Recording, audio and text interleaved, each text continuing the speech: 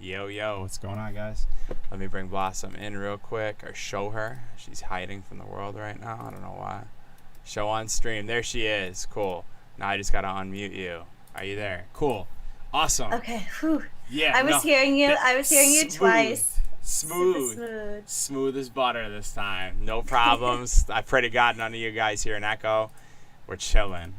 I don't hear an echo, Cool. but I did hear an echo, so I think we're good now. Okay, sick. That's what's up.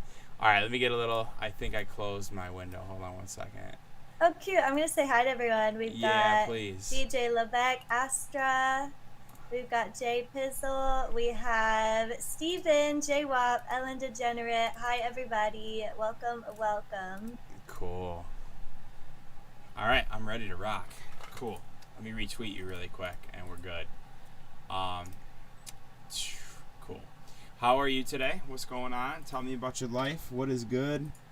Today was so busy. Yeah. So I'm like, well, just to kind of recap our conversation before when we panic talked. Mm-hmm. Oh, also, are you recording? Is it I on? will hit record right now. Let me do that. I wouldn't want anyone to miss out on my. How do I record on Streamlabs? It's different than OBS. Oh, press the record button right there. Yeah, it's right. Yes, right on Yep. the bottom. Got it. Now we're recording. Sick. Yeah, sweet. Okay. Well, yeah, I guess my day crazy busy. I'm finishing the EP that I've been talking about to my Cool. Twitch fans for a millennia now. Cool. So I've got 4 songs kind of done, 2 to Cool. go, and then I have to have them done in 2 weeks. So that's Awesome. gonna be kind of it's a big challenge, but I would say nothing I can't do, but I don't know. I've never Yeah. I've never had to do that before, so we'll see if I can do it or not. Yeah, it's tough to do a body of work. It's so much work, and I feel like in modern times, it's a little tough to like take the time for it because as artists, we're expected to just constantly be talking about what's next, and it feels endearing when we put out my EP Redemption. It took me a year, maybe almost a year and a half, to finish. And I'm very prolific and quick. I would say like it takes me like maybe a week to finish a record max. And it's like that's not really true, but it takes me a week to get most of the record done. I always pick at it for forever, but the majority of the move and that I worked on, I nitpicked it for like a year and a half, switched out titles, added songs, deleted songs, and it just feels like you put it out, and it's like next week, it's like, so what's next? And you're just like, damn. What was your experience to really get me hyped up for my EP dropping? When your EP dropped, that dropped in March, right? So I know. I think what it was was that like? On the Low came out April 1st, if I think. Was And it my May? goal was to put out the EP shortly after, and I independently released it. It was I usually independently release my music unless there's a good reason not to. Because I just believe we're in a time period where we can do that, and so I independently released it, and I had like a whole visual plan, which you can see on my Instagram, and I had a whole rollout in my mind, and I wanted to do something. I guess my experience with it was I thought that finally I'd reach a lot of people with On the Low, because I felt like with our plans in Bay, like for the record, that we were going to be really moving the needle a bit. I just sense that like, okay, there's gonna be a lot of new people coming to check for me, so I got to give them something important. So I held on to the EP. It was mostly finished before that by like 6 months to a year, but it's just been sitting. It was kind of one of those things where I didn't want to put out before that, because I was like, after that, people are gonna expect so much of me. So that happened, and I put it out. I had like a whole visual plan. I hired a video guy, because I could videotape myself, but it's just really hard to get the shots by yourself. So I hired a dude to and I guided him, and I did like a whole rollout, and it's kind of about my like just change of pace with my like. It's kind of like, I guess the concept was just kind of about my experiences pretty loosely as becoming LSS and like starting this project. So it's kind of like a step back on the timeline. I don't know if people really understood it fully, but I had like a whole plan like that, and I kind of feel like you're doing that with your EP, and I thought it was really cool and I just cleared my Instagram. Everybody got worried about me. A lot of people texted me to make sure I was okay. I appreciate that, but it's just Instagram, guys. I'm doing just fine. And yeah, it was cool. It just felt like right after I put it out, everybody was just like, damn. And there's a part of me that wishes I just held on to the singles and just rolled them out every 4 weeks. But I did 1 week, EP. So single, EP, and a 3-week rollout, because I felt like I had to really take Instagram and shake them and be like, yo, I'm dropping music this week. Yo, I'm dropping music this week. Yo, I'm dropping a whole EP this week. You know, just because you're fighting for attention on these platforms, you know? And I just thought, like, you know what it is? You know, we post a cool, controversial thing. We get 1,000 likes or whatever. We post something. Yeah. I post about someone calling me I'm not even going to repeat it. And the engagement goes off the fucking charts. Off the rails. And then you post about a song and it's like crickets. New single time. Yeah. 200, 300 likes. You know what I'm saying? Controversial shit, 1,000 likes, 1 hour, you know? Because the algorithm benefits that. So it's like, I felt like I didn't want to play into that. I knew I was going to be pushing music for 3 weeks, only music. So for those who rode with me, I appreciate that. There was a couple people who were just like, all right, this is a lot to drop a record, you know what I mean? But for those people, it's kind of like, I don't really want you around because I put a year of my life into this. If I'm going to roll out 3 posts a week on a record, then that's your prerogative. You know what I'm saying? If you're not here for that, then you're not here for the music, then get the fuck out, you know? So that's kind of how that played out. Yeah, I think I'm definitely nervous to put out this many songs. I think the longest EP I did was, like, solo was 3 songs, and then this one is gonna be, I think, 6. If I can do it, it'll be 6. Word. And it's just like a lot. I mean, I think we'll probably do the same strategy, like 1 a week or like 1 every 2 weeks or something, and then the full rollout or something like that.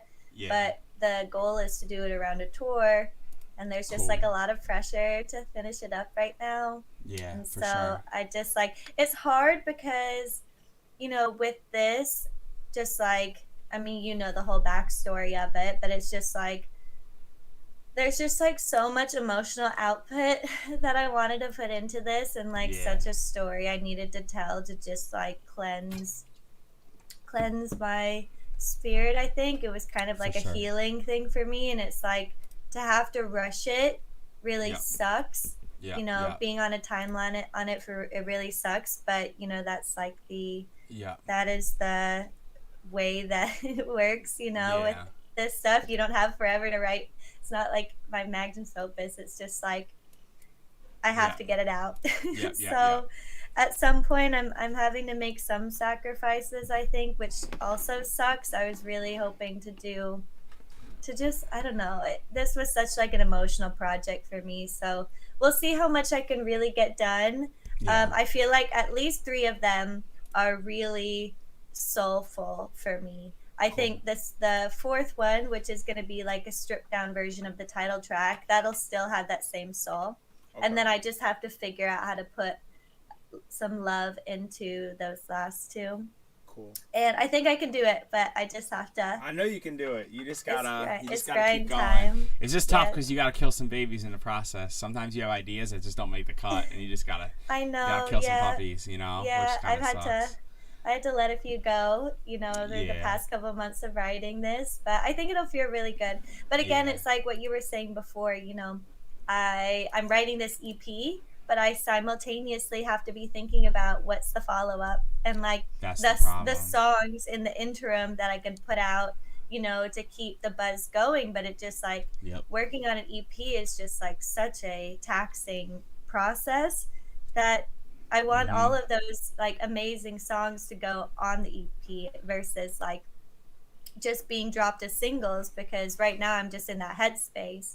So it's like when the managers are like, hey, we need something to drop, I'm like, fuck, but everything's for the EP. Yeah, I feel you. That's the problem, and it's like it costs you so much time to give them that body of work. Ellen Degenerate says, random question, but do you guys ever make or plan to make EPs or albums that are intended for the listener to listen to in order?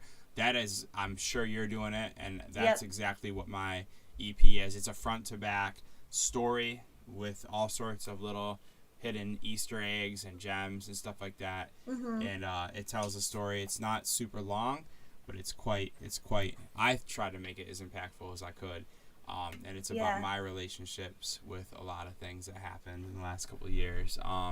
So it's pretty. I don't want to say too much. I think you should just listen to it if you don't mind giving me the 15 minutes. I know it's a lot to ask for a small artist, but yeah, I'm doing that. I think my plan going forward, and I've been saying this, is all the cool shit now is going to be on the body of works, like EPs, albums, stuff like that, concept projects, and all the like vibey stuff, not club intended, and then all the singles are going to be more on a club intended Yep. route. There might be singles for those projects, but every single standalone thing is going to be for the clubs. Everything else is going to be for listeners, because we're in a weird time where it's like club music is judged by streaming. Streaming is usually an at-home thing, you know what I'm saying? But we're judged by streaming.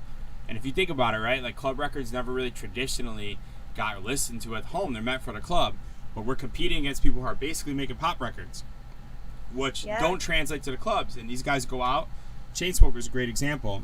They're going to play a couple of their hits, but like most of their sets, hard club music, you know, like it or not, you know, because they do get into like the EDM kind of thing, but they play some hard stuff. But then when it comes to their albums, you know, it's a whole different vibe, you know? And it's like, it's such an interesting, you know, thing to think about, right? Because we're judged on that platform as like, you know, that's my thoughts, I guess. You can probably add to that. Really quickly, hi Jungle Evan, hi Spooky, and also hi Miguel and hi Arya. Yeah, I think it's like, it's really tough because, you know, I've just been learning so much over the past year, and I want to write stuff that's deeper. But then I think about some of the ones that I'm writing for the EP, and I just can't see them in a club. Yeah, exactly. And there's a lot of pressure to write stuff for the club. But I think like the best thing is like, you know, we talked about this a little bit. It's like one for me, one for them as I'm writing stuff. So like every time I'm writing music, it's like one song that like fits for that, and then one song that's just for me. And I guess those songs kind of will go on the EP, like the songs for me. But they are pretty heavy hitting. I think they're gonna be great. So yeah, it's not like we're coming out with a folk album, you know what I mean? But it's like, but I get it. It's like not everything is meant for a peak time. You know, I think that's one thing I was struggling with for a while. I was like, would it be confusing to make stuff that isn't peak time? You know what I'm saying? For people, because there's a part of me that just wants to make bangers, but then there's another part of me that's like, you know, I think it's so one-dimensional. Actually, let's ask the chat. Do you think sometimes it's a little one-dimensional of artists to put out one genre? So, for example, if you're a tech artist, like a tech house artist, do you feel that those artists are one-dimensional when you're going through their catalog and you're just hearing tech house front to back? Or is it kind of like, I don't go to the ice cream shop if I don't want to eat ice cream kind of situation? You know what I'm saying? Do you guys prefer variety? I think it's a little one-dimensional when somebody puts out a body of work and it's just the same genre front to back. You know, but what's your 2 cents from the listener's perspective, I guess, because we're coming from the other side, you know what I'm saying? And I don't know, it'd be LV music. I only listen to full EPs when I'm working. Cool. Alive, I think. But yeah, Alive. I think. Oh, that makes sense. Yeah, I know. My bad. I was trying to read it too. I butchered that. You know, I think like as a listener, but we're like, variety is nice. Yeah, I want variety for sure. Because if Me you're gonna too. sit down and listen to, you know, 15 minutes, 20 minutes, 30 minutes of something, like it's got to have something to catch you. And for me, I really like a variety. Yeah, Spooky says, I saw Fred again last night, and it's had a lot of softer, slower songs that didn't match the vibe most people come to see for, like Turn Off the Lights. Well, that's a different story. I think it's a little tough to play those records peak time in a stadium environment where there's thousands of people. I don't care, to be honest. Make what you want to make as long as it's good. Yeah, I respect that. Santa Fit, I think, is dope and talented. Could definitely be one-dimensional by Ellen DeGeneres. I think it's cool for artists to expand, try different things out. If they could even come up with a new flavor or genre, for sure. It's been thrilling to see Blossom dabble in D&B, for instance. Yeah, totally. I think it's so much more exciting. But I also think there's the flip side of when somebody just does this new thing and they switch up on their fan base, too, you know? I think it's better to be diverse. I like bass, house, hard trap, and dubstep, just the hard stuff. That's cool. Yeah, you know, cool. I think it's like, it's interesting because, you know, you want to do variety, but then you also have to like figure out a way how to put that into your sets, right? Because people are going to be wanting to hear your stuff. So it's like I really had to, especially with the drum and bass comment, like I'm really glad now that I'm making it that I ended up doing a year of streaming drum and bass, Yeah. like after, a year of doing just house. Yep. And now I have the ability to jump around a little bit more because people already have like a little bit of priming for the fact that I'm going to do that. Yeah. But it is tough because like then you make all of this stuff and then like you have to change around your whole performance with for like what people come to see you as, just like the Fred Again stuff. It's like then you have to really like consider what kind of stuff you can play from your catalog. Yeah. Yeah. Yeah, I don't know. Since I've been playing like support slots a lot because I'm obviously not there yet as like a headliner. I feel like I've been fitting like the last 5 minutes in as a respect thing to the DJ after me because I'll play pretty hard, but then my last 5 or 10 minutes I'll kind of like hold my breath for a little bit and I'll play like a good 5, 6, 7, 8 minutes of just all my like down tempo shit. It's not super down tempo, but it's not as heavy as what I've been playing before. And then then I'll finish off with like a big record that's mine or something like that, and then that's been feeling pretty cool to me. But I also think there's 2 sets, right?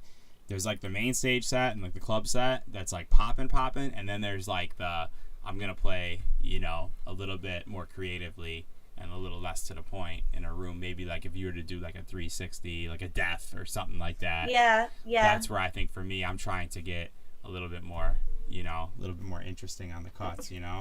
Yeah, I think, and it's also fun. Like for Def, I got to really dig for stuff. Like I got to play Y2 Koala, which I never thought in a million years that I would like get to play in a set. It's just been one of those in my library that like I was holding on to. But it's like fun to be able to play a room like that where you know that they're gonna get it and be able to play it. Could I play it at a festival? Probably not. I don't think it would translate the same way. So it's like for the festivals, it's just like balls to the wall. I'm like playing my hardest shit front to back because you're like, I'm not worried about the guy next to me or guy after me. Right. Because people are there for my set, then to go to someone else's, they don't have to like the person after me. Yeah. But yeah, for a headline gig, it's a respect thing. Yeah. And I think also like, as I'm starting to book some of my first headline things, it is really nice when people are considerate, like the people before you. It feels nice that they're thinking of you a little bit because I feel like we've spent so much time in our career being really thoughtful with our sets and how it can build the perfect night. Yeah. And it's nice for like all of those 7 years of opening slots to like be leading to the same thing, I guess. It's crazy though because it's like I can't judge these guys because I don't think they know any better, but there's some shows where I play and it'll be like local opener, me, and then like somebody bigger, and that's like pretty standard, right? Yep. It's like medium, it's like small, it's like medium sized, a local person, small to medium sized person, which is me, and then like headliner. And it's like the one show I played, I'm not going to name names, but they just banged out like a pre-made mix of every big hit record, and it was all dubstep. And it was kind of crazy because it's like, that's crazy. Yeah, it was kind of crazy. And it's kind of sad because it's like you're opening, it's like you're not really showcasing like your music, you're just showcasing that you can play all your hits. And I think it's way cooler for an opener to not go super hard and go creative and play the stuff that's not necessarily a given, but it's super whack to me. And I know this is like a beat to death conversation because everybody complains about openers on Twitter all the time. I'm not complaining. I just think that slot's fun. I like playing the non-headlining slots. I'm going to be honest with you. I really like it. Of course it's going to be awesome to go and sell out the club and be able to sell 500 tickets and play all your big records and then play all the hits and make more money. That's cool. I get that. Mm-hmm. But it's so much cooler to me when an opener is playing cool shit and swaggy shit where I'm like, okay, this doesn't fit 1 a.m. in this room, but it's 10 p.m. right now or 11 p.m. and this shit is just fire. Like, what is this? You know what I mean? So to me, I do judge openers based on their selection because I judge them on their taste heavily. Because you're in a room where you can play whatever you want, and if you're opting to play the most basic shit, I'm gonna view you as a little basic. I'm not gonna front. Yeah, I think that's fair. We can quickly read through some of the comments. Yeah, I would like to read through some of the comments. Starting from Spooky Matzo puts out a lot of different stuff, and you kind of never know what genre his new song will be until you listen to it. Mm-hmm. Then whatever happened to his okay, I don't know. Mursa's Mursa? Matt Zoe's alias. He's actually got some shit. It was a drum and bass alias. There was some fire. You should I didn't know that. Yeah, you should go check it out. Take a note. There's some cool shit. I think isn't he now doing some drum and bass he's anyway? been doing drum and bass. Yeah, he's been like doing drum on and his bass, main, just on his main. Yeah, he's been doing drum and bass for sure. So that's probably the reason. I gotta say though, with Matt Zoe, I think it was tough for him to do that because I think he started out as like an Injuna Deep guy or an Injuna Beats guy. Yeah. I don't, and we'll get to the next comments, but he started as an Anjuna Beats guy. I think people really, that trance crowd, really, if they hear trance, and they will love you to death if you keep giving them that trance. I think it's like not as, I don't want to say trance fans aren't open-minded because that's not what I'm trying to say, but I feel like that community is not necessarily so open on genre, like at the shows. Like I think trance DJs mostly just play that kind of music. So I think it kind of hurt him a little bit because now you never know what you're going to get with him. And I feel like that can be tough for a DJ set too, because I don't know. What do you think about that? I think there's home base, and then there's, and then there's like branching out a little bit. But I think with Matt Zoe, sometimes he's such a good producer, so it's not a knock at all. But I feel like it's tough because you don't know what you're gonna get with him, and it's like I don't know if I would buy a ticket to somebody. I don't know what they're gonna play. You know? Yeah, well, I think even like on a smaller level, I do a lot of stuff with night bass. Yeah. And I play a lot different now than I did when I was doing more releases with night bass. Fair. And so sometimes it is hard playing that set because I have to really rethink the whole thing, like what is going to be night bassy and not like too crazy bass house, which I tend to get to. So it does take some extra time, and it is hard, because it's like I don't want to alienate the fans that were so stoked on the night bass stuff by playing drum and bass. Luckily, a lot of my fans, are really stoked on it. But if I'm playing a show that's like not my show, then I need to have that consideration for sure. Yeah. And I agree. It's like, you don't want to alienate the original people too much. Yeah. But ultimately, it's like, if you don't want to make that stuff anymore, it is what it is. Yeah. I mean, I can't. I get it, like why he would move on from trance. I just think it's tough. Yeah, I agree. It's sometimes tough with branding to like start like that because those guys, that trance following is very hardcore, Yeah, that's true. All right, let's see what else there is. DMV is very sick. Fuck yeah, it is. Depends. Some of my all-time favorite records are variety, and there's some fun, seamless mix, full albums I've heard. Cool. Blossom is a superstar. We know it. Yo, what the motherfucking do, baby? What's up, Isaac? I owe you a text back. I'm sorry. Hey, Isaac. I've been in the lab working straight into the stream. Yeah, leaving cooking. Live music. I listened to Milo's new album. It's so diverse. I really enjoyed it. I think it's a good body of work to reference on brand for Malin. So as rap, mid-tempo, tech house, and French house. Yeah, that is a good reference, actually. I really like the Chami collab. I always say his name weird. I think it's called Discipline. It's like a garage record. It's really cool. I love to see them finally doing something in the garage lane. I've been waiting for that for a while because I feel like they fuck with it. It's a cool record. Yeah. I like that record. It's not like a peak time record, but it's cool. Small venues are sometimes much more fun than massive clubs. Hell yeah. I like playing everything. Small club, cool. Big club, cool. I just love DJing. Right. People were rushing the stage in Seattle. Yeah, we had really quickly, I want to say thank you to all the Pinkies that showed up. I didn't get to say it because I skipped yesterday's stream. I got in at like 5 p.m., so I didn't stream in the end. But we had like a little like Pink Planet meetup before the set, and there were like 10 people there. We got like drinks before, and then we went to the show all together. Cool. And it was so cool. It was like nice to have like the fans there, even though it was my headline show, so everyone there was technically a fan. Like having having the OG crew there was awesome. So thanks to everyone in the chat. That's Seattle crew. Yeah, Alive. I think an opener can go hard, but he or she has to give space to the closers. Yeah, I definitely don't think that you have to be neutered to be an opener. I just think there's ways to go hard without playing the obvious stuff. I think you're allotted a lot more creativity than like a headliner, because I feel like you know what you're gonna get when you see most headliners, and there's nothing wrong with that. That's why people are paying money to see them. But I think it's just a little bit of a measurement of taste, personally.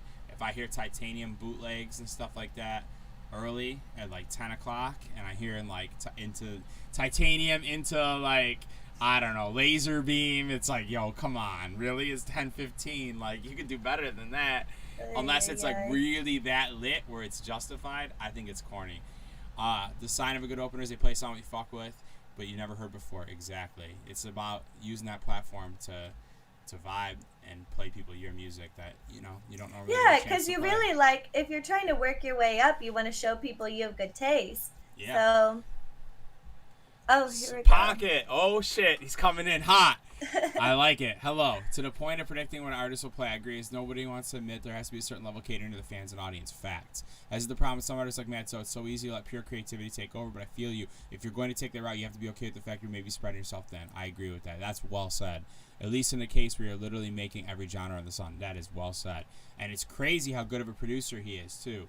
But I think it's a little tough. I agree. Well said. Better said than I could say it. Cool. Very fire. Pocket, I love your music. Hi, Lou. Okay, did anyone see that IG clip Ross from Friends posted? A fan rushed him while he was playing so he could take a selfie. Oh, man. That's tough. It's like, I appreciate the love, but at the same time, I'm very hands-on. I know you are, too, when I'm DJing.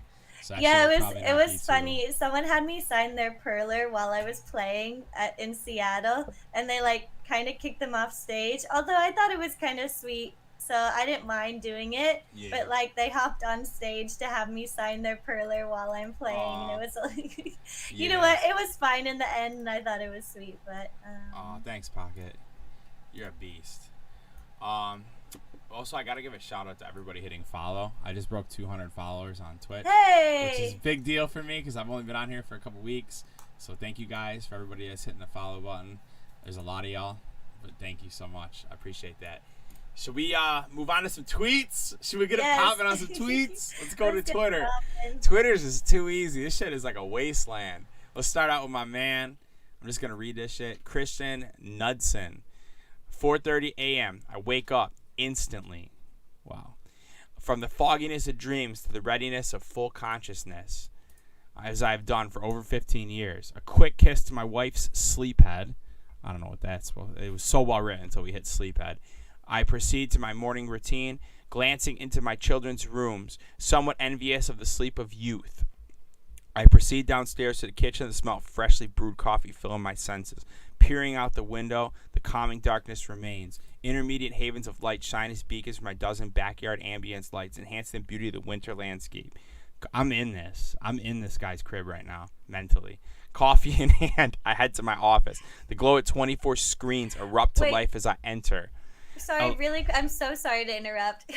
You're fucking this up for me. I'm in the cabin right now. I see the snow. I see the lights. Can you make the screen bigger so people can read it? Yeah. Oh, shit, I fucked up and put on my second monitor. Hold on. Okay. Here we go. There we go. The glow of 24 screens erupt to life as I enter. Alexa automatically begins unrolling my day, highlighting my agenda. Meetings, calls, activities, both personal and corporate. Here comes a selfie. Eyes open, I feel the energy, the excitement, the passion. A new day begins. This is a LinkedIn post. I hope y'all are feeling this as much as I'm feeling it. What a wonderful post this man made. This is an Instagram or a Twitter account called State of LinkedIn. This is unbelievable. What the fuck? This picture is crazy. Where does this guy work? Global sales. That's the most generic thing. Where the fuck is global sales? Yeah, there you go. It's poetic. It's poetic. I wish I felt like that when I was waking up for a flight coming home after when I finish my set at 3 a.m. and have to be at the airport at 5. Yeah. Well, I mean, look at this guy. This guy means serious business. I don't know why I had to share this. I thought it was so ridiculous that I felt the need to share this with y'all. Thank you. Well, I think he'd really appreciate the fact that the world you shared it with us. Yeah, the world loves him. The world loves him. Yeah. Poetic justice. I like that. Who bought Tate University? Oh, God. He's completely, wiped from the internet now, isn't he? Who's Tate? What is Tate University? Andrew Tate. You missed Oh, that? I know I didn't miss that. I seen that guy. Oh, okay. I seen that guy with that asshole. What's that guy's name? DJ Academics interviewed him, and it keeps showing up on my fucking Facebook for some reason, or my Instagram, and because I clicked it once because I hate Academics, and I don't know who Andrew Tate is, but I watched it and I was really upset about it.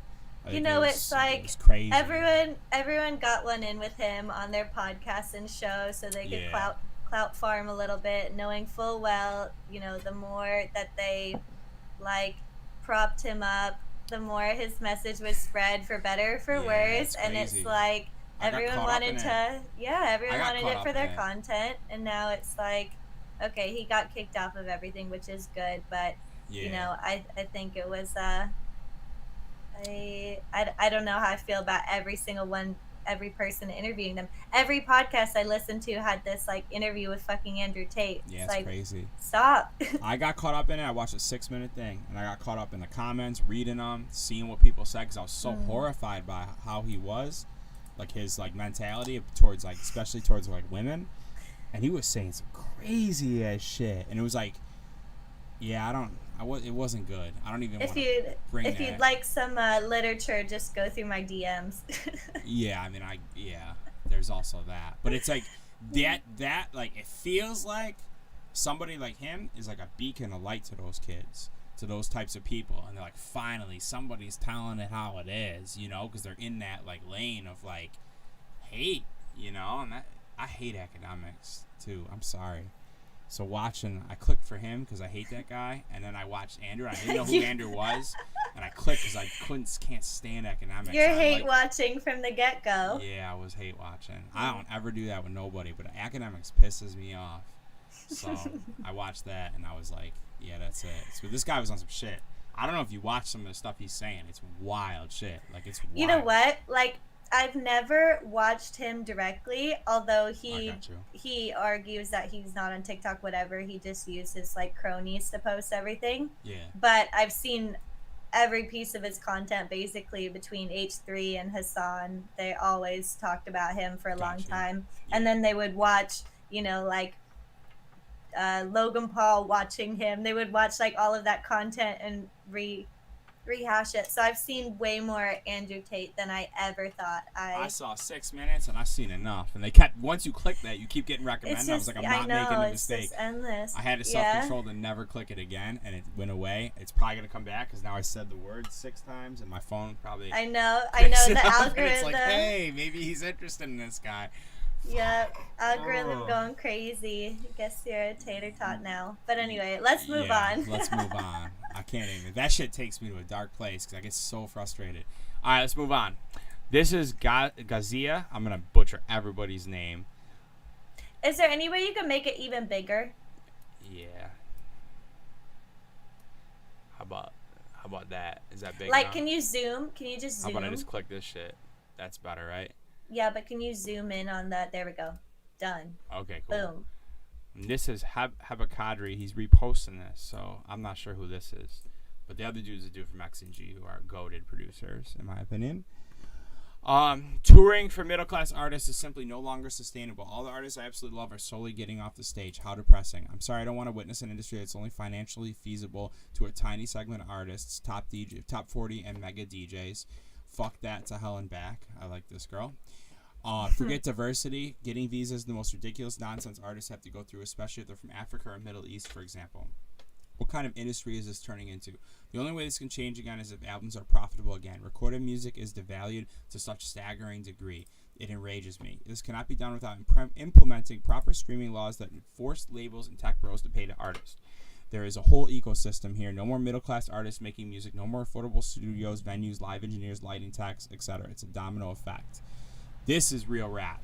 I'm sure we can go on about this for minutes upon minutes. And we kind of touch on some of this stuff lately. And I've been trying to stay away from these kind of tweets on here because I feel like sometimes it gets to, hey, middle-class touring sucks. I don't want it to get to that on this pod, like on our show all the time. Yeah, I agree. But it's interesting to see how this has been a big message since we started this. I've been seeing, and it's not some algorithm shit because it's mostly on Twitter. I've been seeing a lot of this energy the last couple of weeks from bigger artists than us, smaller artists than us. It feels like the whole game is on this tip right now. What do you think? Yeah, I mean, we're putting together a tour, and it's like some of the offers you end up like just the way the market is like you've got to take a lot that are like really low, the fees, and you can try and get them up, but then some of the shows are free shows to like try to allow for people to be able to even come because we know what's happening with the recession, and it's like there's not a lot of money in here for smaller tier artists, and it's like you really have to cross a certain threshold before you can make it happen. I mean, even now, like now I'm full-time music, Yeah. and I just like I know it's going to be really tight, but Yeah. the alternative is like not getting to do this. And I had to choose this over maybe financial stability for now. Yeah, I And feel it's that. tough. It's a tough thing to make because not everyone can do that. Like, I'm lucky I'm just paying for myself, but if you're trying to be a middle tier artist and like pay for, if you've got a family or something, it's Yeah. impossible. Yeah, it's tough to it's tough. And I think what I think is interesting about this is that like the take on the albums being profitable again. Yeah, yeah, I yeah, think we're yeah. in a position where we're praying every single release that we're going to get that love from Spotify. And it's like if we get Yeah, that that's love from true. Spotify financially, for me, because I'm an independent artist, I'll tell you, we were talking about the EP earlier. Gone was the first time I got the playlisting myself.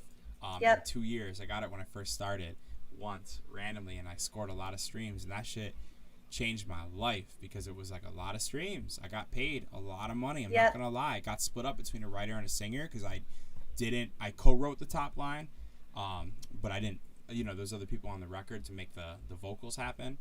And it's not my favorite record by any means, by But it's far. still nice because and you independently released it, so at least you get to. Word, I did the splits. We did the splits internally. Like everybody got Yep. paid from us. We do our accounting quarterly, and we actually pay everybody that's involved in the record. We made a lot of money on that record for what it is. And I saw the light of day. I was like, I see how people, especially early on, it's the first year of my project. It's my first EP. It sucks. Don't listen to that shit. But it's just not there. Gone? Gone? No. My first EP got like Oh, three. Like I got a song with like 3 million on it. was that the one that was on House Call, or was that No, it the was one independent. It was independent. It was in? before. It was I gotta look completely. up your catalog. I It's mean, I not. think I Don't own do your it. whole I don't like catalog. that song. I'm no, I I'm don't. just looking. I'm just looking up the name of it because I'm sure I have it. I was not aware of any I of the was a stuff. I I'm gonna was a be honest. stan before I was a bestie. I So appreciate that. I was not aware of a lot of the artists that I'm aware of now. So I was trying got to you. do something that I didn't know existed already because my brain was only knew Mint and all this other stuff that was crap. So I was not referencing or learning anything. I just knew it as dubstep or Mint. And that's what I thought EDM could be. I wasn't aware of like all these really fresh artists. So I think I was trying to make some of the stuff I was trying to make with no bearing on what else. I was like very isolated, Yep. from like what was going on. So I think my heart was in the right place for that EP, and it has the right elements. Like there's future garage drums and stuff, but I wasn't sure on how to execute it in a way that made sense for Oh, what we were please trying to do. don't listen to my original songs. I literally can't even listen to them. It physically pains me that they exist online. So I Yeah. feel you. But anyways, the point is, what I was trying to get to was that I actually made a lot of money on an EP, and my whole mindset skewed because I was like, if I had the balls to independently release everything and do the Yeah. Bandcamp thing and do like vinyl, you know what I'm saying? Like do all those things, it would be, it's possible to make a living again on music, if you were not living in the, expensive New York place.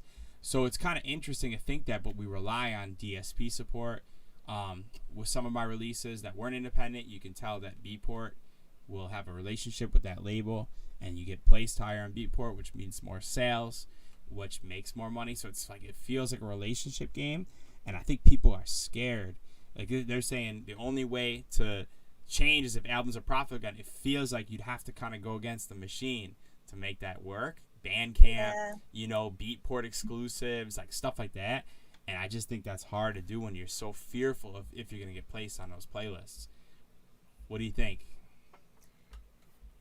Yeah, I mean, I guess like starting my career, I just always had in my head like I'm never going to make money on music. I'm going to make money on touring. I Same, don't like that was just always what I thought.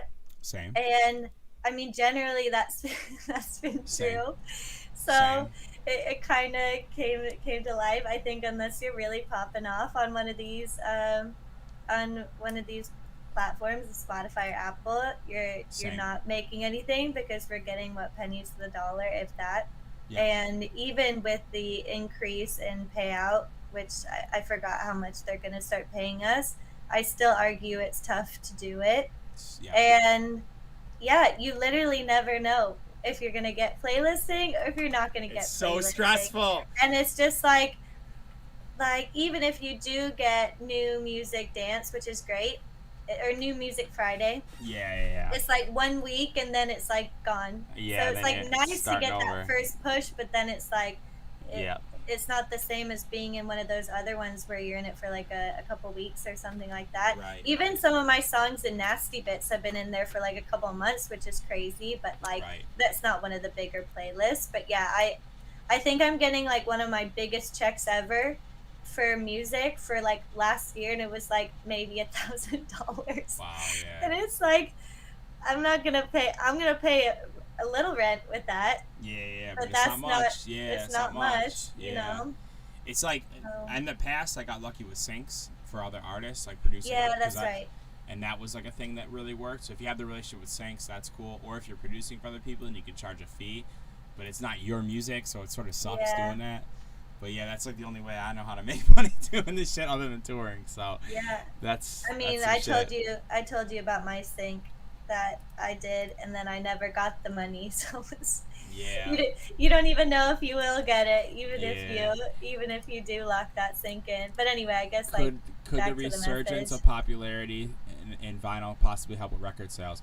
I love vinyl, but the problem is it's another endeavor for an artist to front the money to Yeah, produce the vinyl and then have the confidence that people are going to sell it. And I know Bandcamp does it, and also Bandcamp is one of those things where they'll front the money and they'll do it all and they'll do the pre-orders and everything, and it's really fire.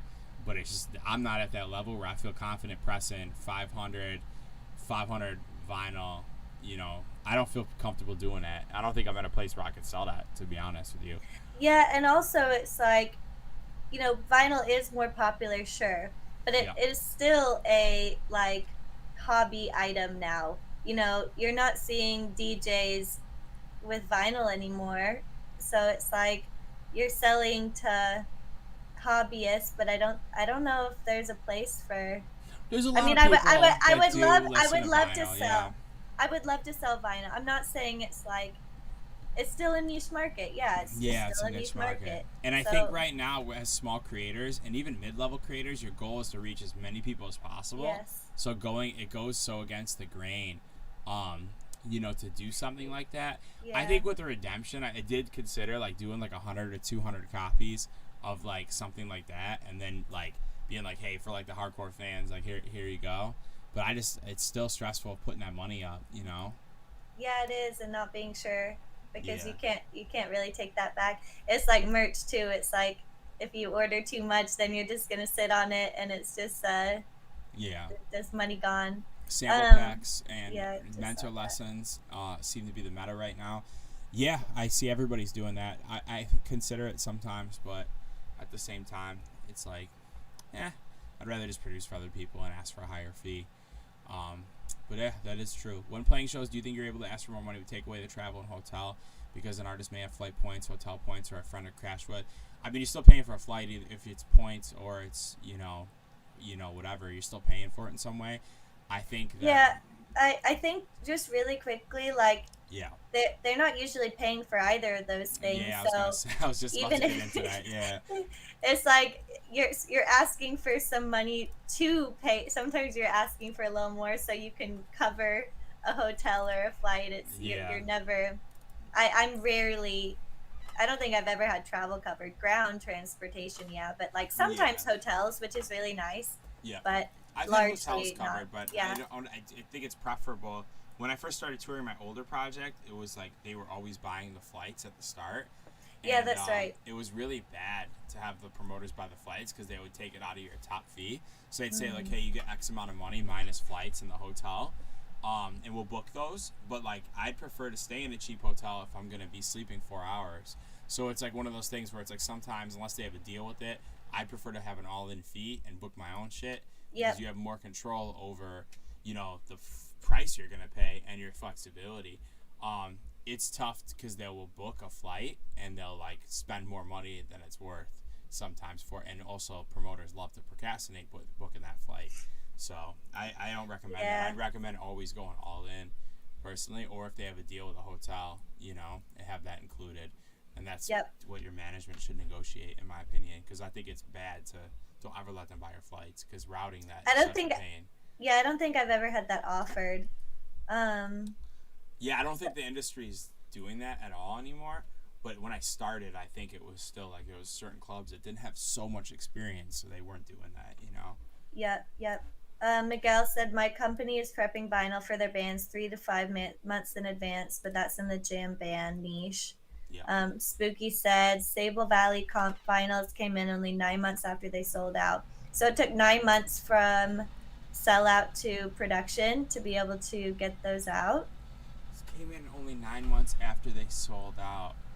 Oh, so they sold them and then they pressed them after, so they didn't have to front the money. Is that what he said, or him or her saying? I'm not totally sure. But I that's mean, it's a interesting. good idea to do like It is. pre-orders for stuff so you can gauge, but at the same time, 9 months. Yeah, I don't know. Not sure. That's a long time. What's up, Wasu? That's my dog. No way. Apparently, some of the vinyls got extremely damaged too, and no compensation. Shit. Rough. That sucks.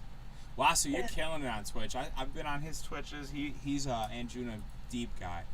Oh, nice. I'll throw you a follow. And my man kills Twitch. Bro, you're doing well. Botano, what's up? My guy in Miami. What's poppin'? Wasu, you retired. Hello, welcome. What's up, Botano? That's Oh, what's you're up. retired. Damn, I like Twitch. It's fun. I've been really feeling it. It's fun. This is like my Yeah, I third just week like. trying I it. think that the community building is just so great. Yeah, like- it's fun. Think about just like this weekend, I had a whole Pink Planet meetup for people on Twitch. It's like so fun to get to be with everyone beforehand, and it's like you can just do that on Twitch, have like that community building in a way I really didn't ever feel like I could do otherwise. Yeah, I feel that, and it's cool to get to know a lot of the people that we've been just Yeah. talking to on Discord or whatever. Yep. Humanizes the whole experience. Fire. I met Blossom through Twitch. That's fire. Yep. That's That's correct. what else? Okay, let's move on to Mr. Lies. Yeah. Completely baffled that we have reached the point of where one of our most successful experimental music acts of our generation have to cancel a tour because they can't afford it. If they can't make it work, it's hard to imagine who can. Is this so much to ask people to buy music? I shudder to think of all the bands, this is kind of an extension of before, of all the bands only beginning to start their promotional cycles and navigate this inflated train. Reading news like this makes me want to lock the studio door from the inside and never leave. But beyond that, I often wonder why we're not putting more energy in promoting equity in the context of recorded music. Same struggle as the last post. We work tirelessly on recordings only to pray the dice fall where they may and make the indie dinner chill out playlist so we can have remote chats at being compensated for our labor. This counters creativity is just as unsustainable. I don't want it to be whittled down by big tech. Daniel Ek, the owner of Spotify, stated it was no longer enough to take a few year break between releases. We either collectively evade touring or we take streaming services to task and fight for overdue equity. This system is not working for anyone anymore, and it's time to make recorded music economically viable again. These guys really got me stressed out like I should be doing shit differently on the music front, because it's so interesting to see the amount of people complaining about this. I'm just sorry. I'm taking a second to read it. Read and process. Yeah. But are you just saying, like, in general, like, between It makes me nervous. between all of the things that we read? Yeah, it's just It's interesting to see the. Yeah, it's a lot to. I try to. Will Yes. you hop to the Santi Gold Instagram thing that I have and go to her second? Yeah, I got you. Go Second to the slide. second one. This is the same kind of deal. Yeah, and this is like a kind of the same thing echoed, and maybe we can.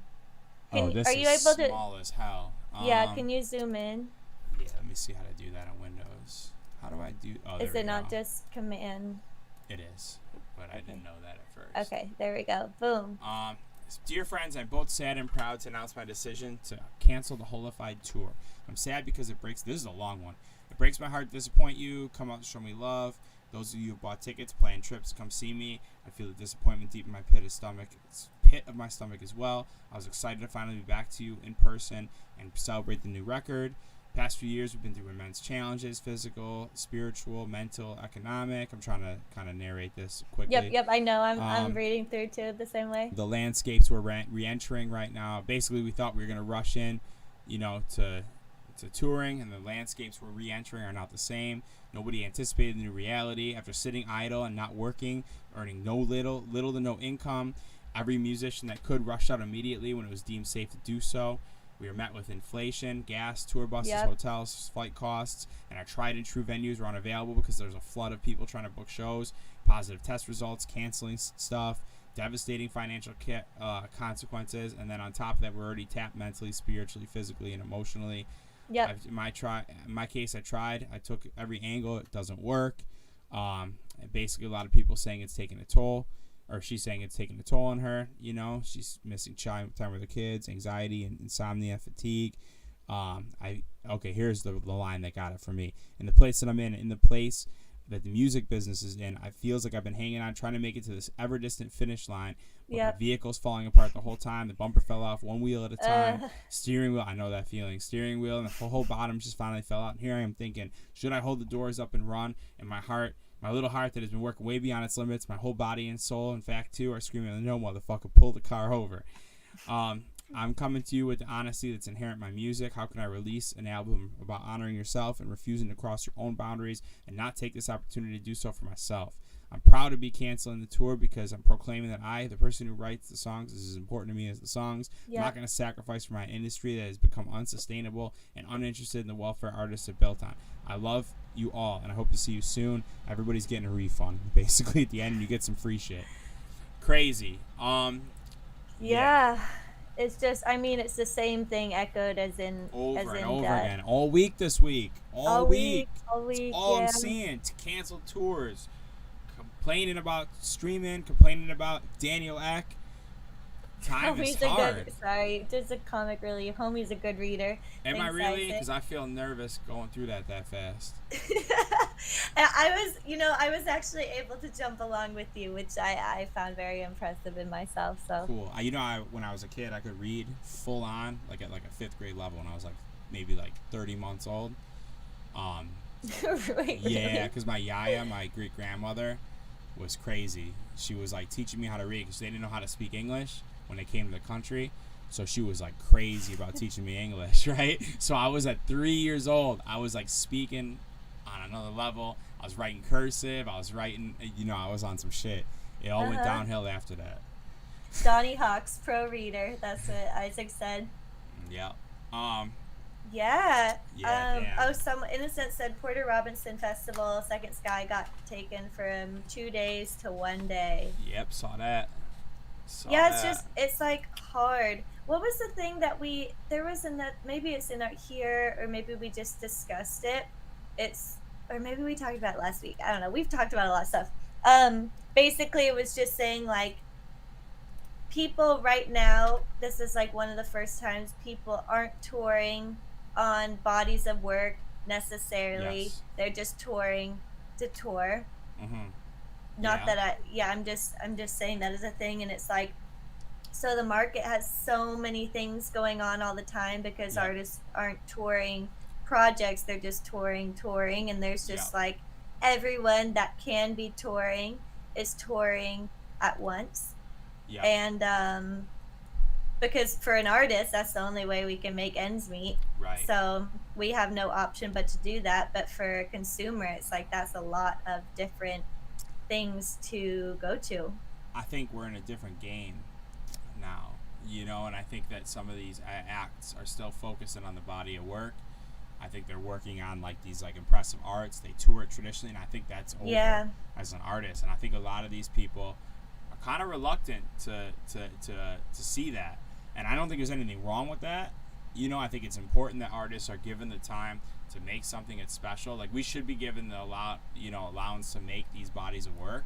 Yeah. But as a survivalist, I'm like adapting to the times. I knew dropping that EP was dangerous territory, but I wanted to have a foundation for the new people that came in and wanted to listen to something, you know, and be like, okay, I got to figure out who this guy really is. I'm proud of it, but that shit was for me and the listeners that really care. You know, I think it's tough now to do this album shit and tour the album for a year. That game is over unless you're Drake. Yeah, that's a really interesting point because it's such like if you're an independent artist, it's such a an expensive endeavor. Even when we're Yes. working on our own projects for our EPs, getting everything together, whether it's the artwork, the photo, the direction, paying for ads and promotion, everything like that, it costs so much. So imagine if you're the level of Santi Gold and you're having to do a whole album Yep. by yourself and then fund the whole tour. It's like it's It's so crazy. expensive. It's very And difficult. especially given how the market is now where people aren't even buying tickets. So Yep. it's like you have no way of making that back if Yep. you're doing that unless you really have like financial backing from a label that's gonna Well, put I the think the money argument- towards it. I think the argument is if these albums made money like they used to, Yeah. then these artists could just kick back and chill and only play a 12 city tour Yeah, that's once true, a that's year true, and not yeah. worry. So I think it really stems from tech, to be honest. I think Spotify is just screwing us. I think the fact of the matter is $8 a month or whatever they're charging is It's just not enough, which just is not actually enough. that's the That's the the Elijah. next- Yeah, that's the next oh, one. that's this one right here. Wow, Segway King. What a Segway King right here. You see that, guys? I had that shit all planned out. Wow, The he streaming was services ready. doubled their prices. Would you cancel your subscription?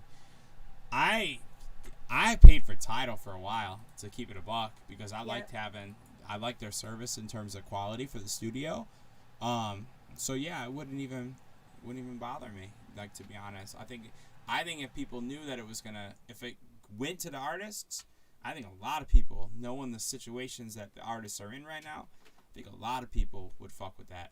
I think, personally, Spotify should do dynamic, because he or she said dynamic pricing for Ticketmaster. They should just do it like Spotify, where it's like if you spend, $8 a month, $12 a month, $10 a month, whatever it costs. If I stream 80% of Blossom Music, they should just pay you the majority of my fee. They should take a service charge out of that to run the service, and y'all should get, the people I'm streaming should get distributed the money. Because to me, it's not fair that Taylor Swift is seeing $7 out of my 8, and I probably stream one Taylor Swift song in 10 years. You know? So that's my 2 cents. I think it should be distributed a little differently like that. I don't know how that would work out, but it ain't going to be as shitty as it is now for some of these guys. There has to be some sort of, and I think it's still too low, but I think that's the medium. Like, we could change this tomorrow if we're loud enough type deal, you know? Yeah, that's a really good point about doing dynamic pricing like that. I'm just trying to think about like how that would work, I guess. Mm-hmm. But Yeah, I'm saying, like, if I have $8 a month, right, and they take out a service fee of $2, I stream one song. No, I just no, stream yeah. one record. You get that $6. Yeah, you know no, what I'm saying? I understand what you mean. I Yeah. think I'm just like trying to like envision a world in which that's possible, given the fact that we don't know. It'd just be an easy thing to do. You know Yeah. what I'm saying? Compared to like all these other complex solutions, I don't think it's the solution. You know what I'm saying? I think it's too much to go from $16 for one CD to $8 a month for everything from the Beatles, from Michael Jackson, every single record of all time. I think it's a Yeah. little crazy of a change. You know, I don't think it's right. But I think just for now, it could be a way to change it for now until there's a better, it's Jungle Love. I boycotted Spotify. I respect that. That's a Yep. big dog move. Don't lie down. I think my mom was doing that for a bit. That's amazing. Yeah, I think that is a really good system because then they could do at the end of the month just like clock who you've listened to throughout the month, Right. and that's how the distribution goes. You Yep. know, Yep. I then agree. you really know that your money is going towards everyone. But I just then think it's that makes more sense. You know what I'm yeah, saying? Because if I'm going into a store to buy a CD, a couple dollars from that CD sale goes to running the shop, and the rest of the money goes to the label and the artist. Which I think the yep, label obviously takes too much of that money, but you get the idea, you know. Um, yeah. that leads us to this article here. Too many songs, not enough hits. Pop music is struggling to create new stars. Yeah, I wrote a couple notes on this last This night. is a crazy article. Yeah, it was a good one. Can you drop that in the In can the you chat? drop that in the chat so people Yeah, can let's read do it? it. Let's do it.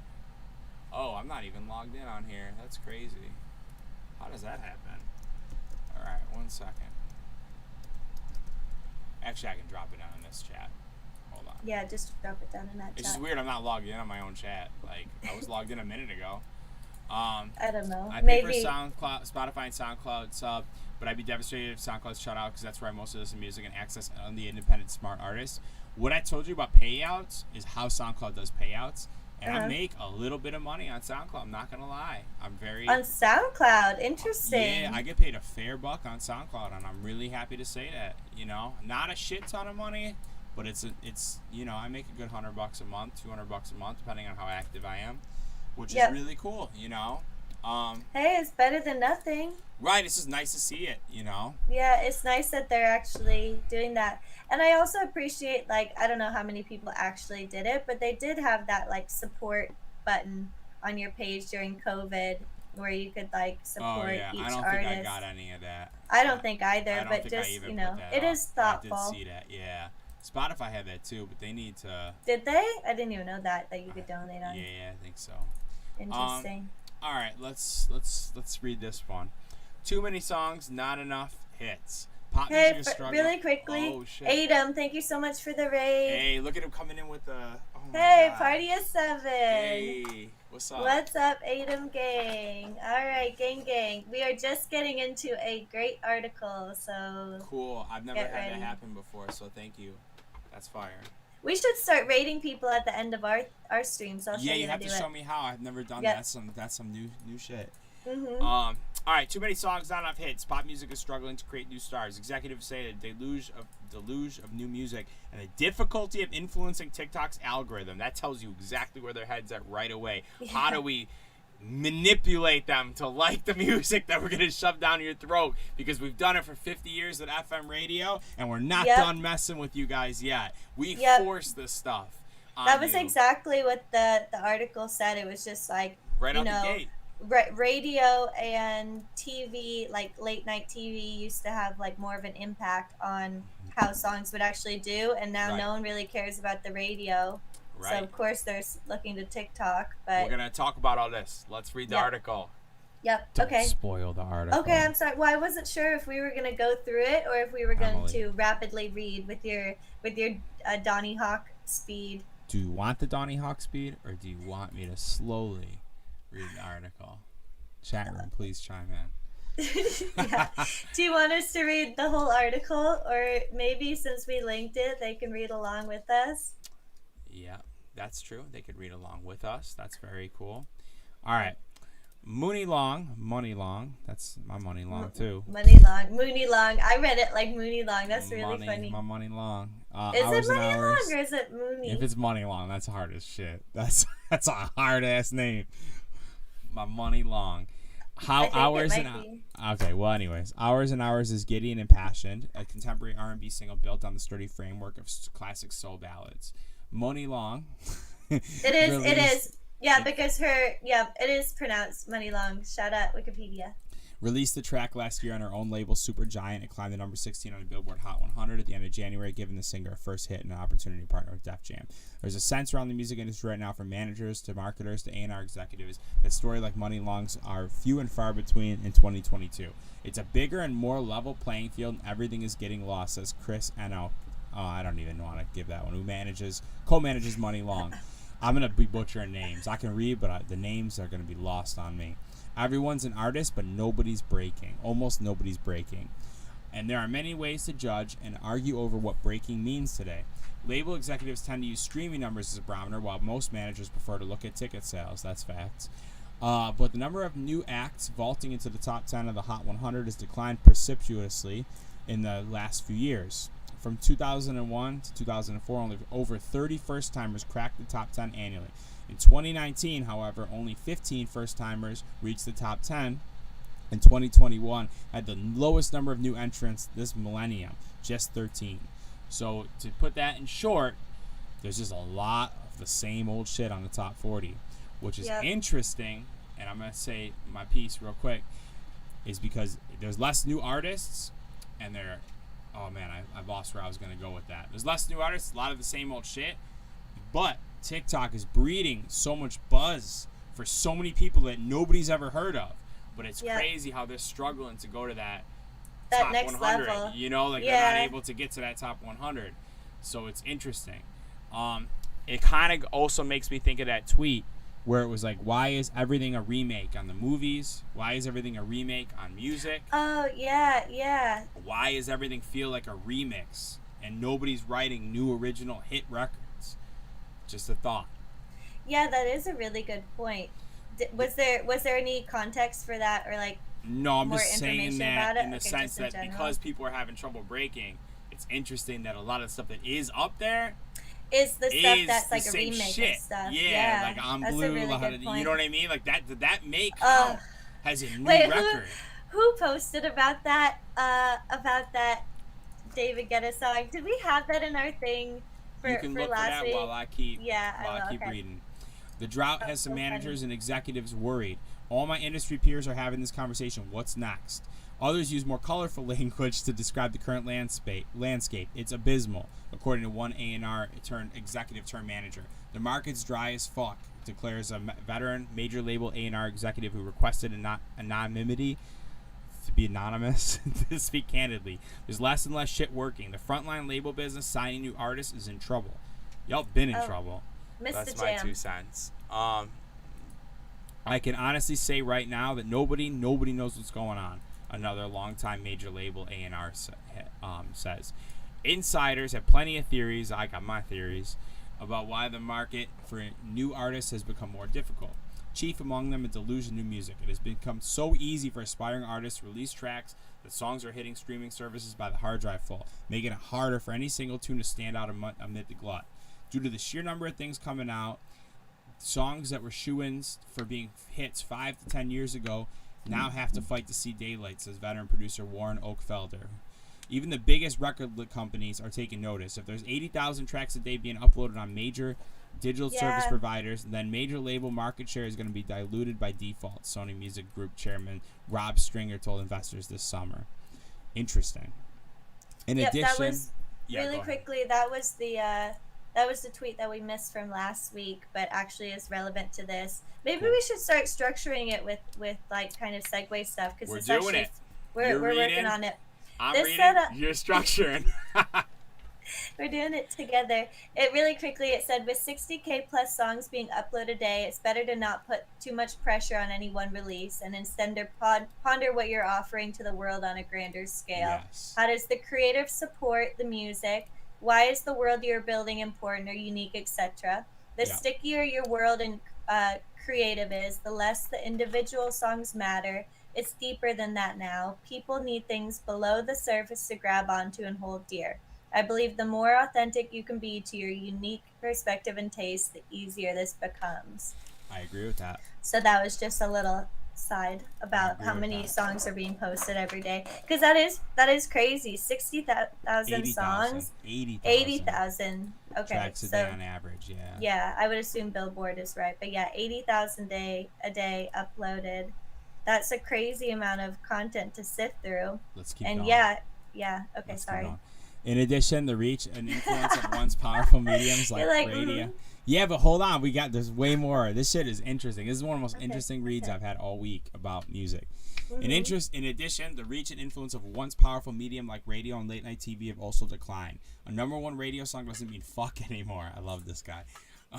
Managers say that even marquee streaming playlists don't have the commercial oomph that they had a few years ago. Now, because your top 10 slot on a huge Spotify playlist doesn't mean you're actually growing an audience. I've been feeling that.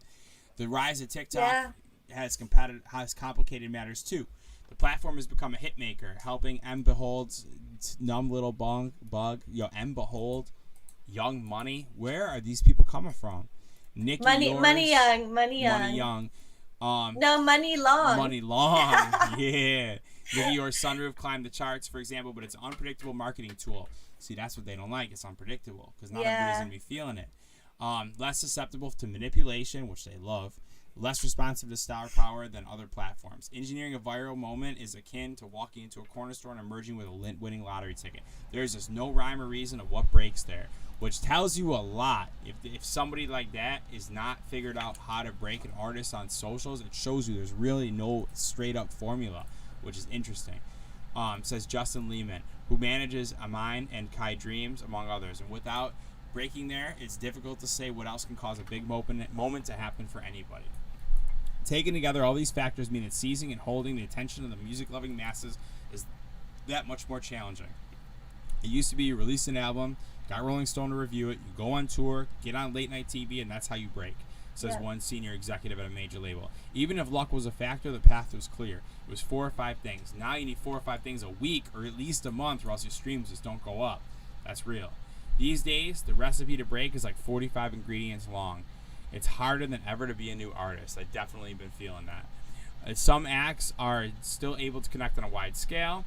Music executives point to Steve Lacy's bright yet mopey Bad Habit, which recently topped the Hot 100, as evidence the music industry can still create big moments for new artists. Although his career began 7 years ago with the internet, and his first solo album in 2019 already earned him a Grammy Award. Others brought up the hard-on-sleeve Americana sensation Zach Bryan, yada yada yada. So, Jonathan Daniel, who used to work with my old manager, founder of Crush Management. Really? Yeah, he's a very smart guy, and a very good guy. Believes that characterizing the current music industry as abysmal for new artists is a little crazy, but it definitely feels a little bit more difficult to break because there isn't a true mainstream. Everybody's feed is siloed in, and in a way that's awesome. You have unlimited choice, but it makes it harder for something to be mainstream. Yeah, I fuck with JD for that. JD's an OG. He's a very smart dude. I've been in a room with him a few times. Been blessed to be in a room with him a few times. And I will say that man knows his shit for real. That is a really good point. And a way that I never thought about it before is like, because everyone's feeds are so with the algorithm. If you're assuming that everyone's learning about new music now on TikTok, which I know is a stretch, but a younger audience a lot of the time is, which is why all of these companies are especially hell-bent on trying to figure out how to, they want to manipulate work the system. But basically it's like everyone's feed is so different based on your interest and your niche. So like, whereas with the radio, in a traditional sense, you're all forced to listen to the same shit on 104 point whatever, while like at the same time, and you don't have as much of an option. Let's say you only have FM radio, whatever, you only have that option. But given TikTok, it's like the options are endless. So what made you cut out for a second. There. Yep, you're back now. I lost you. Did I lose you? I'm here. Okay, cool. You're back now. I don't remember where I stopped. No, you're basically saying that, they were forcing us to listen to the same 50 songs on rotation. Don't get it twisted. I have many friends at radio. You get a list of 50 songs. You play them shits on a radio all day, and that's your job, right? You can switch it up a little bit here and there, but it's got to be throwbacks. It's got to be certain years. There's a lot of rules in radio. And that's the truth. So they're pissed because they can't manipulate it. I like JD's take. JD's right. Like, JD's telling you, like, everybody's siloed in. And this is where I think it gets interesting. I think it's a good thing for us. People are siloed in. There's a lot of niche people that are looking to find niche stuff. I'm not a mainstream dude. Never been. So I think it's interesting. You can build your own economy. But I think the pressure of the labels, if there's no stars, the labels are going to have to make more money. And guess who they're going to turn to make their bread? Let me just see if I need to turn some stuff off because I keep on freezing. But Well, I think I'll let her deal with that while I'll narrate for a minute. Yeah, I think they're gonna have to turn to Spotify. I think there's gonna be more pressure to make more money or to raise prices because if labels start coming up dry for 3, 4, 5 years in a row, they're Yep. gonna hold the gun to Spotify, in my opinion. But I guess in the end, that kind of benefits us in the long run. It It's definitely like benefits us. if the big labels aren't making money in this ecosystem, and that in turn makes them pay us more on Spotify, then we win in the long run. That's So facts. So yeah, it appears the majors have already been trying to answer this question. Warner's CEO told the conference in September that the majors have reduced their dependency on superstars, and they want to prioritize building relationships with artists at the beginning of their career. Speaking with investors this summer, Stringer emphasized Sony's purchase of AWAL, the distributor, combined with Sony's indie powerhouse, The Orchard, will help the major enjoy a bigger proportion of the net that's being cast for content. So in other words, they want to scoop up a lot of the little guys now, and they're not focused on building the next Britney Spears. Universal Music Group has spun its distribution and artist divisions, Virgin, into a standalone entity. Major labels are not the only ones that will need to adapt. The way people measure success across the board is not correct, says Connor Lawrence, co-founder and CEO of Indify, a platform that helps independent artists find investors for a return of their portion of their streaming income. Lawrence points to the 24-year-old Hojin, whose catalog of wistful R&B fleck pop songs is earning 140,000 streams a day, and he sold out 500 cap rooms around the country on tour. Good for him. He's not an artist everyone's going to know, but if he never becomes a household name, he can still enjoy a sturdy, solid career through his recordings. In the future, the definition of breaking an artist may have to shift. It has become so fragmented where and how people discover music and become fans of something, says Ben Blackburn, who manages Grow and Red. The metric needs to change if we can correctly judge success. I agree. Oh, we did lose Blossom. Shit. Let me send her another link and text her. Her internet is not holding up today. I feel bad. Let me give her another link. 1 second, y'all. Oh, wait, Sure. She's back. You're back. Cool. No, I'm just laughing because that was me. Oh, you closed it. Okay. Gotcha. Because I was trying to figure out, okay, what could possibly be sucking power. So I was like closing all the apps, and And you closed the shit that you need. it never surprises me, or Yeah. it never ceases to amaze me, rather, Aw. how bad I am at doing this sometimes. It's just like last week, unplugging the microphone. Yep. Anyway, my internet is so bizarre. We've really tried to get them to come and lay down. Fiber? We should have fiber. We have the cords, but shit. they won't let us do it. They refuse to let us unless we go knock on all of our neighbors' door and ask if they want fiber. That sucks. Yeah. So anyway, So back that's to the the- vibe back of to the this thing. article. And I think we kind of said all that really needs to be said, to be honest. Yeah, yeah. It's just it's interesting. It's interesting that everybody's kind of looking for a solution, big or small. Nobody's Yeah. really happy. Which is interesting. Yeah, I think where do we go from here? I think I think smaller maybe- creators, man. Smaller creators, and just being honest. I think a problem with those labels is they don't know how to be honest with people. It's always been Yeah. this polished, perfect image thing, and people are not feeling that on social media. People can't connect to that, especially during a recession. Look at DJs. Look at the way Fred again presents himself compared to how Swedish House Mafia presented themselves in the past. I think people want real shit. You know what I mean? And I think labels are struggling to realize the most obvious thing under their sleeve is just be real. Oh, that was Yeah. good. That was good. I don't have that app. we need to clip that moment. That was great. Yeah, I don't clip that. But yeah, I agree. I mean, it's like, I feel like we try to drive this point home a lot. It's like, Yeah. I was going to say that same thing. Like, let's look at the artists that were able to break in our Right. scene, and like what the things that they do the most. And it's like, yeah, Fred again, man of the people. Or Yeah. it's like John Summit, man of the people. He was able to Yeah. break. Exactly. Yeah, a lot of those artists that you see kind of skyrocketing, I think, have that same type of vibe where Yeah. they share a lot and their content seems raw and relatable.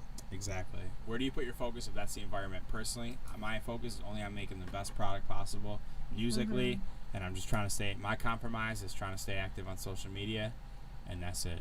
That's all I care about. And if the music doesn't take me there, I'm still happy to make it, and it's just who I am. And I've come to terms that, like, it is what it is. If I like it, I'm gonna put it out, and if the world reciprocates that energy back to me, I'm very blessed for that. I'm not sitting here thinking I'm gonna go platinum, but I'm gonna work my ass off until I die. So maybe it'll happen, you know? Yeah, I mean, who knows? Maybe there will be a time when the mainstream is stoked on what we have to say too, which Exactly. fingers crossed. But yeah, I don't know. I think for me the strategy has just been, yeah, push my social media, learn as much as I can on my own about pushing my content and what type of content works, so that at least when I do have music, I've got a little bit of a platform to Yep. springboard off of. And a lot of that is related to kind of how many eyes you have looking on your platform, but in Mm-hmm. but in a way that's kind of liberating, because it's like, if I can really learn how to just at least grow my social channels, which is possible, Yep. it's hard. It took a long time, but it's possible. Then at least I have a little bit of more autonomy over getting my message out there and getting my Right. things out there in a way that gives me some platform. It's like that's one thing I can do, Yeah. is to get my music out there, is just be in control of my content. But it's a shitload of work Yep. that takes away from the true artistry. So it's a balance. Yeah, for sure. I agree. For sure, for sure. Well, Um, what do you wanna? What do we want to move to next? What are you feeling I next? think we kind of hit the large ones. Like, I Yeah. think, like, there's gonna hit a point where I think the message is the same. It's It's like been the tough. same. Yeah, this week's It's news is pretty depressing, to be honest. Yeah, yeah, shit's a little bit tough out there, and you see so many cancellations, and I think it's bleak. But I think, like, the message ultimately that I try to take is just like, I really want to do this. I'm going to figure out some other ways that I can supplement my income so that I can do this, and hope that in the end, uh, the good people prevail and we're able to get our stuff out there and the market can change. I hope that with enough people griping about the state of the industry, that we can kind of come together to figure out what it means to I change it. think I think that this is echoed. This type of attitude is kind of echoed in all stages of industry. Yep. Right now, the housing market is in a sad place. A Yeah. lot of people are very pissed about that. We all know, that's a big point of contest on the internet. We know people aren't happy working. The constant complaint, from people online is that, hey, I'm Yeah. working, a normal job and I can't even afford to own a decent apartment. So I don't think Yeah, I I don't think agree. this is a music. I think it's just the nature of where we're at economically as a whole, and I think this is the way that artists are feeling it. But I think home ownership and all this other stuff politically Yeah, I is a don't big, disagree. yeah. I think it's all tied together. So Do you feel like, if the tides change, I mean, I don't know when they're going to be when they're going to 2 years change, but probably. yeah. I think it's gonna Do take you, 2 years for the do you economy think to it's turn going to, around. yeah, Yeah, I hope. and I Hopefully hope. less. But I think I don't think we've seen the worst of it yet. To be honest, not to get depressing, but I just don't think we've seen the worst of it yet. No, I don't disagree.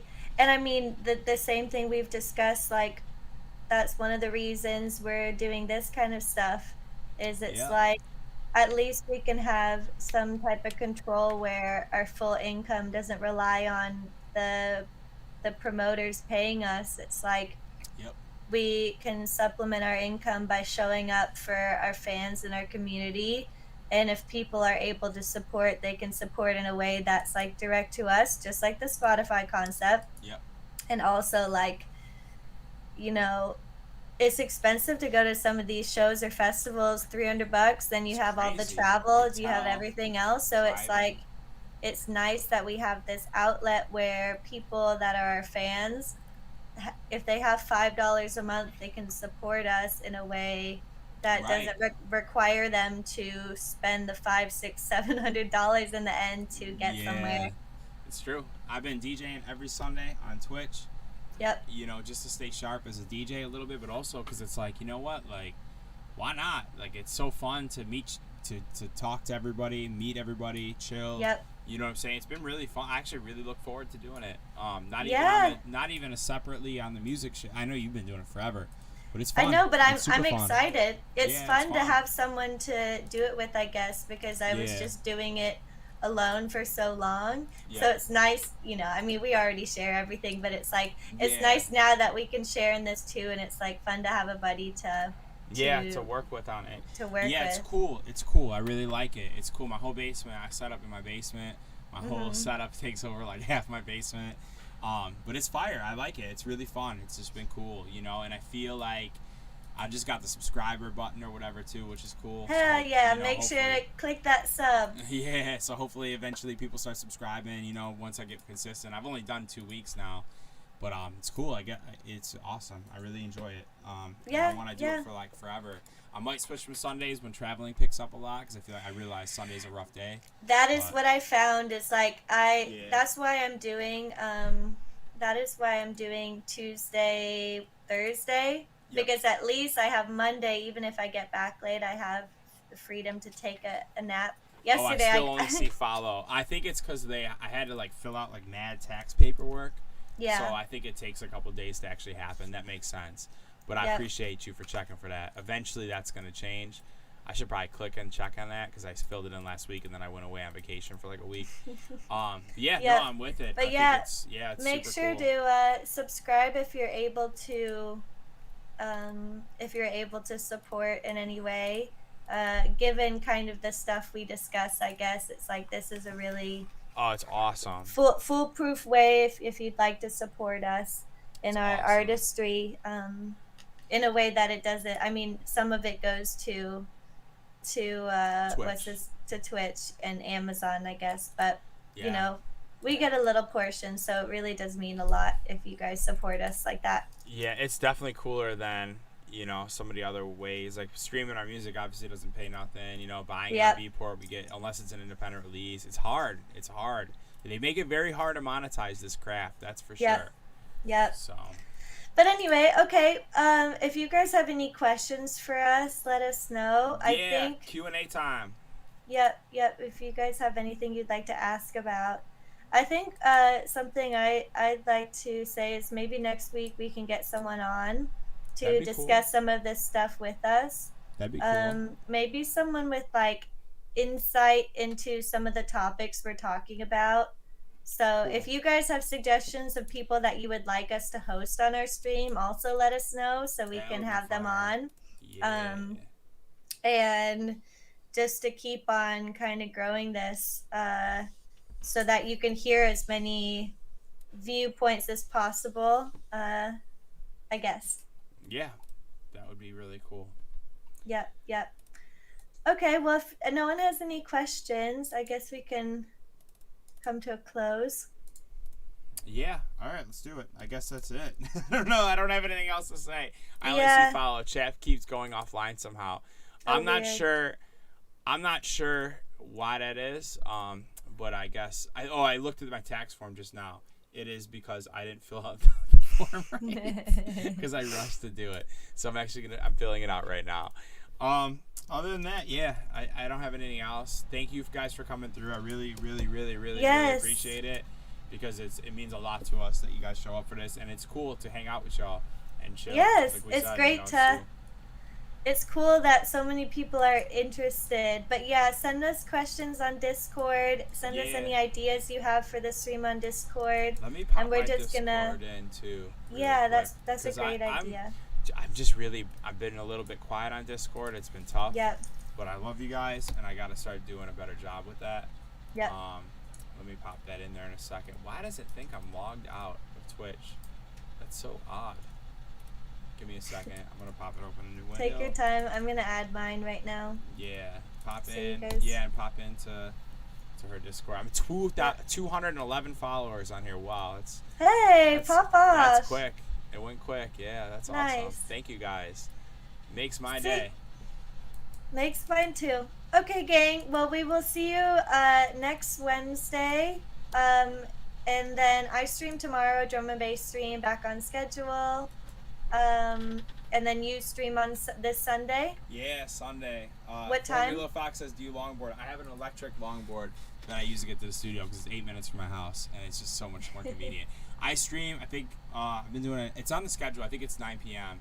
on Sunday. I forget. You can check 9 on my p.m. schedule. Yeah, 9 p.m. Eastern time on Sunday for Donnie, and then I stream Tuesday and Thursday at 7 p.m. Pacific time. Tomorrow's drum and bass. So anyway, love you guys. Bye, Jungle Love. Bye, Take it everyone easy, that's guys. in here. Thank y'all Bad for coming Ginger, through.